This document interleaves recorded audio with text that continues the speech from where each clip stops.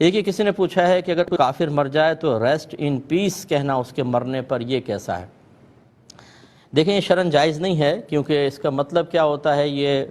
اگر آپ انٹرنیٹ پہ چیک کریں کہ said to express the hope that some one's spirit has found peace after death, یعنی اس وقت کہا جاتا ہے کہ جب ہمیں یہ امید ہوتی ہے کہ اللہ تبارک و تعالیٰ اس کی روح کو سکون عطا فرمائے گا،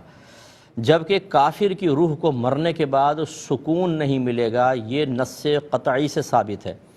جیسے کہ اللہ تبارک و تعالیٰ نے قرآن عظیم میں ارشاد فرمایا کہ ان الذین کفروا وصدوا عن سبیل اللہ، بے شک وہ لوگ جو کافر ہو گئے اور انہوں نے لوگوں کو دین کے راستے سے روکا، اللہ کے راستے سے روکا، ثم ماتوا وہم کفار، پھر وہ مر گئے اس حال میں کہ وہ کافر تھے، فلن یغفر اللہ لہم، تو اللہ تبارک و تعالیٰ ہرگز ان کی بخشش نہیں فرمائے گا۔ اس کا مطلب ہے کہ جو حالت کفر میں مر گیا اس کے لیے پھر بخشش نہیں ہے، اور جب بخشش نہیں ہے تو پھر عذاب لازم ہوگا، کیونکہ جو بخشش کی امید ہوتی ہے بخشش کے ساتھ جائے گا، اس کے لیے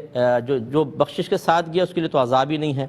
اور جس کے لیے امید ہے تو امید ہوتی ہے کہ چلیں جی اگر گناہوں سمیت گیا ہے عذاب بھی ہو رہا ہے تو دعائے بخشش و مغفرت سے عذاب ختم ہو جائے گا، جبکہ کافر کے لیے ایسا نہیں ہے، تو اس کا مطلب یہ ہوا کہ اس کو کبھی بھی اب امن اور چین نہیں آئے گا، یہ نص قطعی سے ثابت ہے۔ اسی طریقے سے اگر کوئی مسلمان تھا اور پھر وہ دائرہ اسلام سے باہر نکل گیا، اس نے کفر اختیار کر لیا، اس کو مرتد کہتے ہیں۔ اس کے بارے میں اللہ تعالیٰ نے فرمایا کہ وَمَن يَرْتَدِدْ مِنْكُمْ عَنْ دِينِهِ، کہ جو تم میں سے اپنے دین سے پھر جائے، فَيَمُتْ وَهُوَ كَافِرٌ،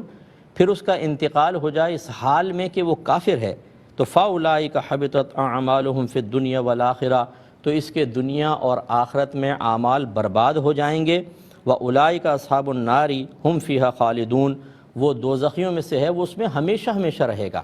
اس کا مطلب یہ ہوا کہ جو کفر کی حالت میں مر گیا وہ کبھی بھی اس کو پیس امن تو حاصل ہو ہی نہیں سکتا ہے، کوئی حالت ارتداد کے اندر مر گیا ہمیشہ ہمیشہ جہنم میں جائے گا، اس کے لیے بھی بخشش و مغفرت نہیں، یہ نصوص قطعیہ سے ثابت ہوا۔ اب اگر کوئی دعا کرتا ہے امن کی، سکون کی یا مغفرت کی، اس کا مطلب یہ ہے کہ اسے ان آیات پر یقین نہیں ہے، ان آیات پر بھروسہ نہیں ہے جو اللہ تعالیٰ نے بیان فرمایا، گویا کہ ان کے مضامین کے بارے میں وہ شک میں مبتلا ہے کہ نہیں ایسے ہو گیا پھر بھی اللہ تعالیٰ بخشش فرما سکتا ہے، تو اس کا مطلب ہے کہ اس نے اللہ تعالیٰ کے کلام میں شک کیا، اور جو قرآن کی کسی نص قطعی میں خاص طور پہ شک و شبہ کرتا ہے وہ دائرہ اسلام سے خارج ہو جاتا ہے۔ خلاصہ کلام یہ ہے کہ اگر کسی نے کسی کافر کے مرنے پر اس طرح دعائیہ کلمات کہے ہوں تو اسے احتیاطاً تجدید ایمان اور تجدید نکاح کرنا لازم ہے، اور ہمیشہ یاد رکھیں کہ ان چیزوں کا تعلق دین سے ہے، ایسا نہیں ہے کہ ہم اپنی عقل کا استعمال کرتے ہوئے یہ کہیں کہ یار جو فلاں شخص تھا بڑا رحم دل تھا، بہت انسانیت کی خدمت کرتا تھا، غریبوں کے ساتھ بہت اچھا سلوک کرتا تھا اور بلا امتیاز کرتا تھا، کافر ہو کے مر گیا لیکن اچھے کام بھی تو کیے، چلو اس کے لیے دعا کر دیں۔ اللہ تبارک